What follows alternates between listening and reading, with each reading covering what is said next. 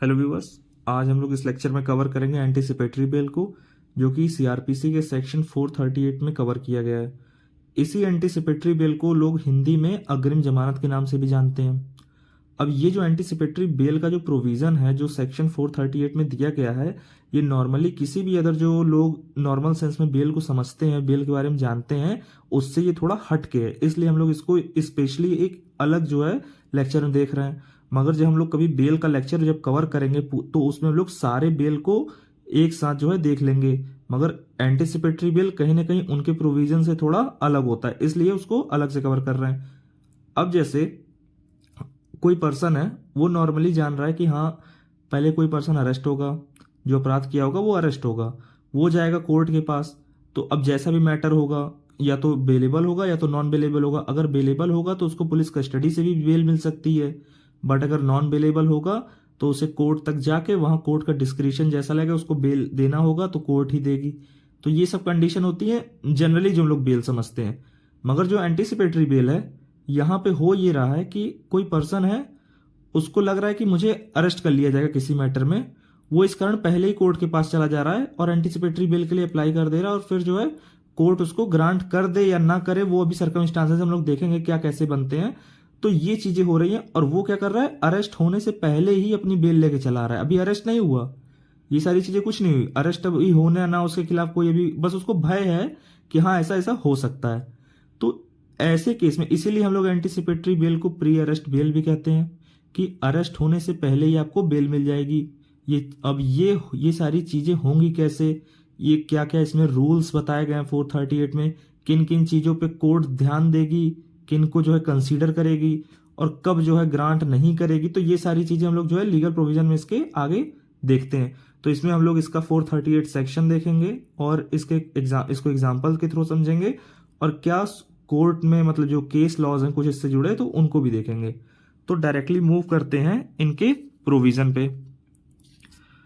अब जो इसका 438 का जो लीगल प्रोविजन है उसमें बताया गया है कि कोई पर्सन होगा, जैसे कोई पर्सन है, उसको रीजन टू बिलीव है। रीजन टू बिलीव का मतलब कि वो सिर्फ हवा में बातें नहीं कर रहा है कि कोई भी पर्सन है, कुछ भी हुआ दौड़ता चला गया कोर्ट के पास। उसके पास बिलीव करने का रीजन है कि हाँ भाई मेरे साथ ऐसे सर्कमस्टांसेस बन रहे हैं, मुझे पता है। क्या पता है कि उसको अरेस्ट करवा दिया जाएगा। अब अरेस्ट तो करवा दिया जाएगा, मगर किस लिए, कोई उसके ऊपर आरोप लगेगा, उसे पता है, उसको रीजन है, इस रीजन के साथ वो बिलीव कर रहा है कि उसके ऊपर कोई एक्यूजिशन लगेगा कि वो, और उस एक्यूजिशन के थ्रू उसे अरेस्ट कर लिया जाएगा। ठीक है, तो जब वो अरेस्ट कर लिया जाएगा तो इसीलिए वो दौड़ के जा रहा है कोर्ट के पास। अब वो जो एक्यूजिशन लग रहा है वो कैसा लगेगा, नॉन बेलेबल। ठीक, अब वो जब नॉन बेलेबल एक्यूजिशन लगेगा तो उसके बाद वो कहां गया भाग के, हाई कोर्ट जा सकता है या कोर्ट ऑफ सेशन के पास जा सकता है। दोनों में से किसी भी कोर्ट के पास वो दौड़ के जा सकता है, अप्लाई करे अपना जहां उसको ठीक लगे। ठीक, उसके बाद अब कोर्ट का डिस्क्रिशन है कि वो क्या कर सकती है, वो तो रिजेक्ट कर दे, चाहे ऑर्डर को इशू कर दे, मतलब ग्रांट कर दे उनको बेल, ये एंटीसिपेटरी बेल। तो यहां पे हम लोग फिर से देखते हैं कि हो क्या रहा है। मोटा मोटा कोई पर्सन आया, पर्सन कहां जाएगा, कोर्ट के पास जा रहा है। कोर्ट के पास जा रहा है कि भाई हमें डर है। कैसा डर, उसको कैसे चीज पता चला कि डर है, वो कोर्ट के सामने कुछ बातें बताएगा कि हाँ मेरे को देखिए ऐसे सर्कमस्टांसेस बन रहे हैं, तो कोर्ट समझे कि हाँ भाई इसका रीजन तो बिल्कुल जेन्युइन है, इसका रीजन जो है हम एक्सेप्ट कर सकते हैं, इसके जो जिस चीज को ये बेस बना के बिलीव कर रहा है उन चीजों को, तो इसको हम एक ग्राउंड मान सकते हैं कि हाँ इसका जो है बिलीव करना सही है। तो वो ये चीजें जब कोर्ट को बताएगा कि हाँ मेरे को ऐसे फंसाया जा सकता है, मतलब हो सकता है कोई उनकी पॉलिटिकल राइवलरी हो एक दूसरे से, तो पॉलिटिक्स चल रही हो, उसमें होता नहीं कि एक दूसरे को फंसा देते हैं तो कुछ टाइम वेस्ट हो जाता है। तो ये सारी चीजों के लिए, या कोई बड़े लोग हैं उनका नाम खराब करने के लिए उनको फंसाया जा रहा है, तो उसको डर है कि उसका नाम आ सकता है। तो ऐसे केस वो नॉन बेलेबल ऑफेंस से उसके ऊपर एक्विजिशन लगने का उसको भय है कि ऐसा ऐसा एक्विजिशन मुझ पे लग सकता है, आरोप लग सकता है, तो ऐसे मैं अरेस्ट कर लिया जाऊंगा। तो वो पहले ही कोर्ट के पास जा रहा है कि भैया मुझे आप जो है अग्रिम जमानत जो है, जो एंटीसिपेटरी बेल है, वो मुझे ग्रांट कर दीजिए, जिससे मैं बच जाऊंगा, मेरा टाइम वेस्ट नहीं होगा कि मैं एक बार अरेस्ट होऊंगा फिर दौड़ के जाऊंगा फिर बेल कराऊंगा, उसमें बहुत टाइम वेस्ट होगा। तो ये सारी चीजें हैं। अब जैसे क्या जब ये मैटर हुआ तो क्या कोर्ट क्या डायरेक्ट ग्रांट कर देगी, नहीं, कोर्ट इसके आगे कुछ चीजों को ध्यान देगी और फिर जो है ग्रांट करेगी, या नहीं ग्रांट करे तो उसके लिए उसको कुछ चीजें देखनी पड़ेंगी। तो वो सारी चीजें क्या है, जैसे कोर्ट कंसीडर करेगी जो आरोप वो पर्सन बता रहा होगा। जैसे कोई पर्सन गया होगा, जो भाग के गया, वो बता रहा होगा कि हाँ मुझे इस कारण से इस आरोप का जो है मुझ पे ये ऑफेंसेस मुझ पे चार्जेस लग सकते हैं, ठीक।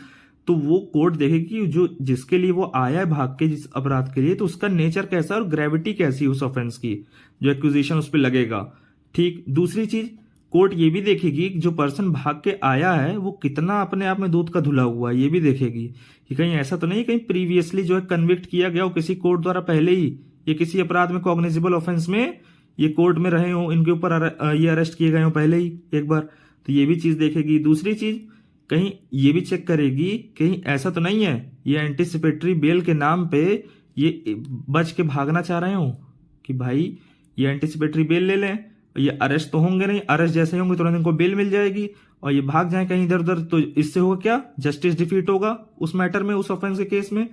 अगली चीज ये भी देखेगी कहीं ऐसा तो नहीं है उस पर्सन को सिर्फ परेशान करने के लिए, मतलब जो पर्सन आएगा कोर्ट के पास, कहीं ऐसा तो नहीं उस पर्सन को बस परेशान करने के लिए, किसी तरह की ह्यूमिलेट करने के लिए, इंजर करने के लिए उसको जो है आरोप, उसके ऊपर आरोप लगाए जा रहे हैं कि वो जेल में फालतू में उसको फंसाया जा सके। तो ये सारी चीजें, अब इन चीजों को जो एंटिसिपेटरी बेल के प्रोविजन है उनको हम लोग एग्जाम्पल से समझते हैं। जैसे ये पर्सन है एप्लीकेंट, एप्लीकेंट मतलब जिसके ऊपर ये आरोप लगने का भय है, मतलब इसको भय है कि इसके ऊपर कोई आरोप लग सकता है, और इस एंटिसिपेशन ऑफ अरेस्ट, मतलब कि वो जो आरोप लगेगा उसके बाद ये क्या होगा, अरेस्ट होगा। अब वो आरोप कैसा होगा, नॉन बेलेबल होगा, नॉन बेलेबल होगा। तो ये सारी चीजें इस पर्सन साथ हो रही, तो होगा क्या, ये अप्लाई करेगा कोर्ट में, ठीक। अब अप्लाई करेगा कोर्ट में, कोर्ट क्या करती है इनके लिए, मान लीजिए कि एंटिसिपेटरी बेल जो है ग्रांट कर देती है इनका मैटर सुनने के बाद, जब इन्होंने अप्लाई किया, जब ग्रांट कर दिया तो होगा क्या कि मान लीजिए इनका अब जो है इनके ऊपर आरोप लगा और पुलिस के पास गई सूचना कि हाँ भाई इन्होंने ये अपराध किया, तो ये तो पहले से एंटिसिपेटरी बेल लेके बैठे हैं। अब जैसे ही पुलिस अरेस्ट करेगी, इनको अरेस्ट करने के बाद तुरंत जो है पुलिस को तुरंत जो है छोड़ना पड़ जाएगा उस एंटिसिपेटरी बेल के बेसिस पे जो कोर्ट ने ग्रांट किया है इस पर्सन को, ठीक है। अब कंडीशन ऐसी बनती है कि मान लीजिए कि ये पर्सन है और अभी एंटिसिपेटरी बेल जो है ग्रांट हुई नहीं है, ठीक। एंटिसिपेटरी बेल ग्रांट करने में भी टाइम लग रहा है, या जो भी चीज है कोर्ट ने भी कंसीडर किया हुआ है मैटर, तो उसमें टाइम लग रहा है। तो उस बेसिस पे क्या होगा, तो वहां पे पुलिस जो है इस पर्सन को अरेस्ट कर सकती है, ये भी एक कंडीशन बनती है। दूसरी चीज, अगर रिजेक्ट कर देगी तब तो पुलिस जो है जाके इस पर्सन को अरेस्ट कर ही सकती है। यहाँ बहुत सारी कंडीशन ऐसी बनती है जहां पे लॉ में बताया गया, मतलब कि कहाँ कहाँ मतलब आप जो है ग्रांट कर सकते हो, और कुछ जो है ऐसे स्पेशल केसेस बनाए गए हैं जहां पे आप चाहे कितना अप्लाई कर लीजिए, आपको उन केसेस में छूट दी ही नहीं जाएगी। आपको एंटिसिपेटरी बेल का मतलब ये नहीं है कि आप बार बार कोर्ट के पास जाओ और पहले ही अपना जो है प्री अरेस्ट जो है अपनी बेल जो है लेके चले जाओ अरेस्ट से पहले ही, कोर्ट ये नहीं चाहती हमेशा, ठीक। तो कुछ जो सीरियस नेचर के ऑफेंसेस है उनमें जो है इन चीजों की रोक लगाई गई है, तो ऐसे कुछ मैटर भी उनको हम लोग अभी आगे देखेंगे। दूसरी चीज, तो ये सारे जो है एग्जाम्पल रहेंगे। अब जैसे बहुत सारे टर्म यूज हो रहे हैं, जैसे यहाँ पे एक टर्म हो रहा है हम लोग अरेस्ट यूज कर रहे हैं ज्यादा, और एक टर्म हम लोगों ने सुना होगा कस्टडी, कस्टडी भी एक टर्म आता है। एक टर्म जो है, एक टर्म आता है डिटेंशन, जहां पे डिटेन किया जाता है पर्सन को। तो ये सारे टर्म अपने आप में एक अलग चीज बता रहे हैं और इनकी मीनिंग एक दूसरे से बहुत ज्यादा अलग है, मतलब बहुत ज्यादा क्या कह सकते हैं कि बस स्टेप है ये सब एक दूसरे के आगे के, कि लाइन बाय। जैसे जब अरेस्ट की बात होती है तो अरेस्ट हमेशा जो है प्राइमरी स्टेप होता है, मतलब पहला अरेस्ट होता क्या है कि अरेस्ट जैसे ही कोई पुलिस वाला करेगा आपको, वैसे ही आपकी सारी जो है लिबर्टी जो होंगी वो कर्टेल हो जाएंगी, वहां पे वो सारी जो है रिस्ट्रेन कर ली जाएंगी। अब आपकी जो है सारी लिबर्टी वहां रुक गई। अब पुलिस जैसे ही आपको अरेस्ट किया आप तुरंत उसे कस्टडी में चले गए, मतलब पहले आपको अरेस्ट हुआ तुरंत वहीं से आपको कस्टडी चालू हो गई उसकी, जैसे आपको उसने हिरासत में लिया। अब जैसे समझिए ये चीज कि ये पुलिस वाला है, इसने क्या किया, आप यहां एक पर्सन खड़ा है, इसने क्या किया, इसको पिस्टल दिखाया और इसने कहा कि हैंड्स अप कर लो और भागने की कोशिश ना करना। तो ये पर्सन की लिबर्टी यहीं खत्म, और जैसे लिबर्टी खत्म हुई तो यहां पे ये हो गया अरेस्ट। अब अरेस्ट हो गया, अब इसके बाद पुलिस क्या करेगी? अब इसके बाद पुलिस इसको तुरंत अपनी, जैसे ही अरेस्ट हुआ, अरेस्ट होने के बाद ये पर्सन किसी की हिरासत में तो आएगा, तो यहां पुलिस थी तो पुलिस ने इसको तुरंत हिरासत में लिया अपनी। अब जैसे ही अरेस्ट हुआ उसके तुरंत बाद स्टेप चालू हो गया हिरासत में लेने वाला, तो वैसे ही वो कस्टडी में चला गया। अब जैसे, अब कस्टडी कैसी हो सकती है? कस्टडी आपकी जुडिशियल भी हो सकती है या पुलिस कस्टडी भी हो सकती है। ये चीजें हम लोग आगे कभी लेक्चर जब इस पे कवर करेंगे इन टॉपिक पे, तो इसको स्पेसिफिकली एक टर्म को अलग से डिटेल में समझेंगे। तो यहां पे हमें पता चला कि अरेस्ट हुआ, फिर कस्टडी बन गई, कस्टडी बन गई, फिर उसके बाद क्या करेगा? अब उसको भाई पकड़ के कस्टडी में रखने का मतलब कहीं ना कहीं घर में तो बैठाएगा नहीं उसको अपने, तो कहीं ना कहीं तो उसको डिटेन करेंगे। डिटेन का मतलब उसको रोक के कहीं रखेंगे बंद करके, तो वही हो जाएगा डिटेंशन उनका, कि उनकी लिबर्टी कर्टेल करते हुए ये सारी चीजें हुई। ठीक, तो ये मोटा मोटा कॉन्सेप्ट है अरेस्ट और डिटेंशन में और इनमें कस्टडी में क्या क्या फर्क होता है। तो यहाँ पे हम लोग, आप लोग समझिएगा कि अरेस्ट की बात हो रही है, मगर जनरली अगर हम लोग इस पूरे प्रोविजन को अगर हम लोग ध्यान समझें कि प्री अरेस्ट बेल, ये ग्रांट तो वर्ड यूज हो रहा है, मगर जब तक पुलिस आपको एक बार अरेस्ट के फॉर्म में आपके सामने अरेस्ट के रूप में नहीं आएगी, जैसे एक बार तो पुलिस को यहां पे इस पर्सन को अरेस्ट करना ही पड़ेगा, तभी तो इस बेल का असली मतलब यूज निकल के आएगा। जैसे पुलिस आई, इस पर्सन को अचानक से पकड़ी, तो इस पर्सन के पास वो सारे डॉक्यूमेंट थे या चीजें थी, कोर्ट का ऑर्डर था, तो उसने इसको शो किया, तो मतलब कहीं ना कहीं एक स्टेज पे जाके इसका अरेस्ट हुआ, तो अरेस्ट होने के बाद इसने दिखाया तो पुलिस ने इसको छोड़ दिया। तो ये सारी चीजें रहती हैं, तो मतलब बहुत बहुत हल्का हल्का फर्क है सारी चीजों में, वो जब इनके ऊपर कभी लेक्चर कवर करेंगे तो उनमें देखेंगे।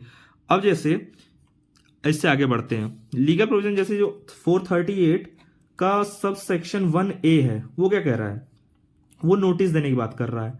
नोटिस देना, किसको नोटिस देना?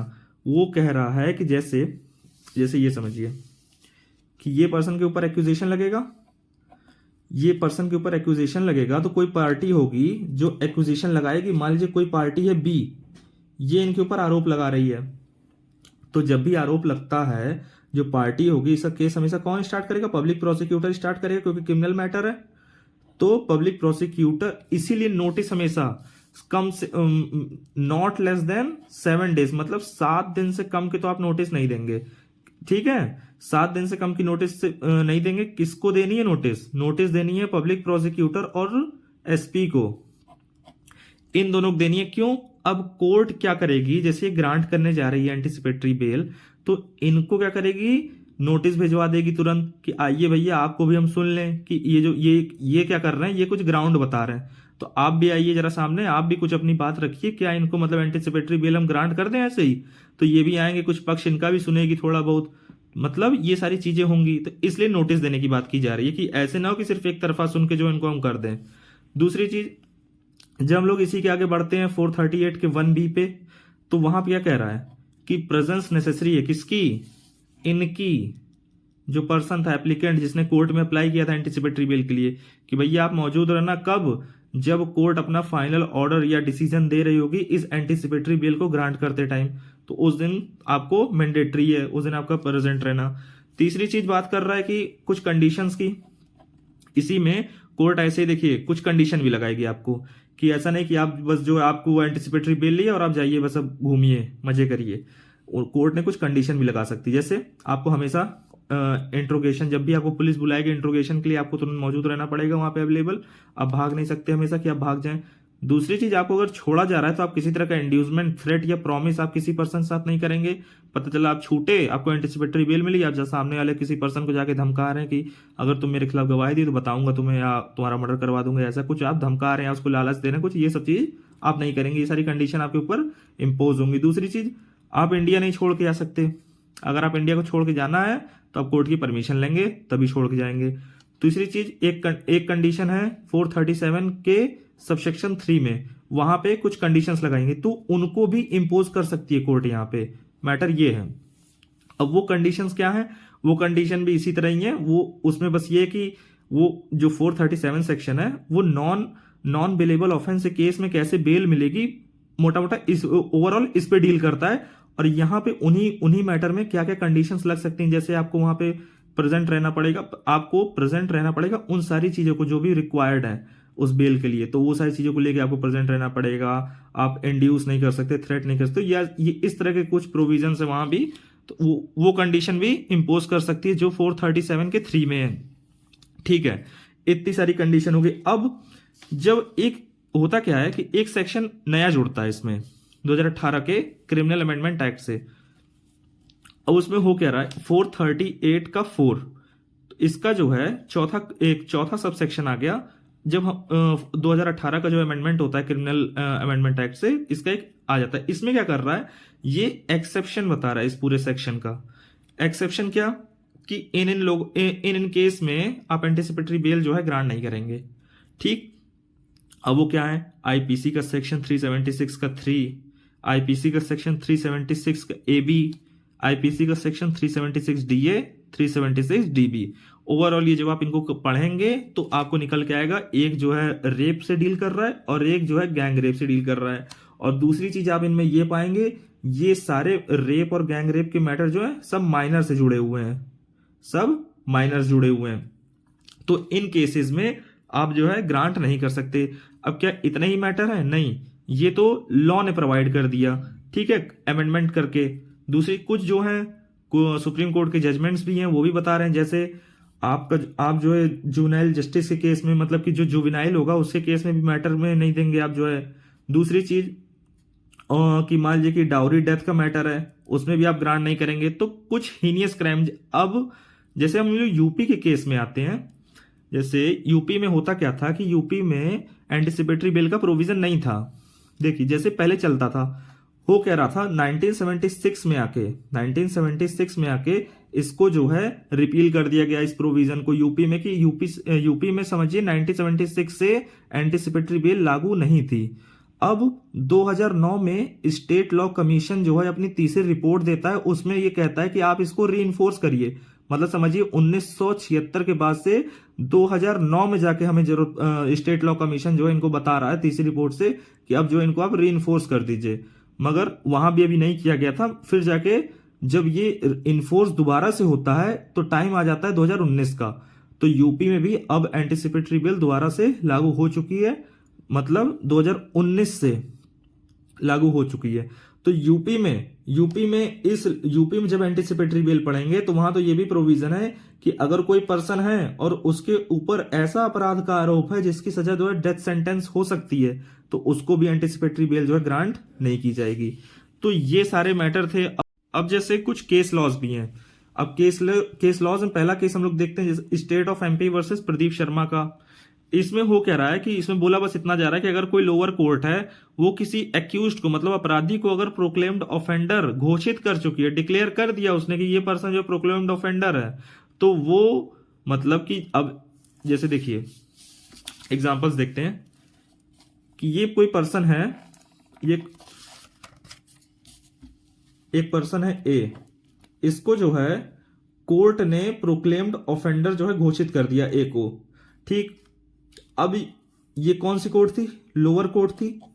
अब ये पर्सन भाग के हाई कोर्ट के पास जाके एंटिसिपेटरी बेल नहीं ले सकता, मतलब अब हाई कोर्ट जो है एंटिसिपेटरी बेल नहीं ग्रांट कर सकती।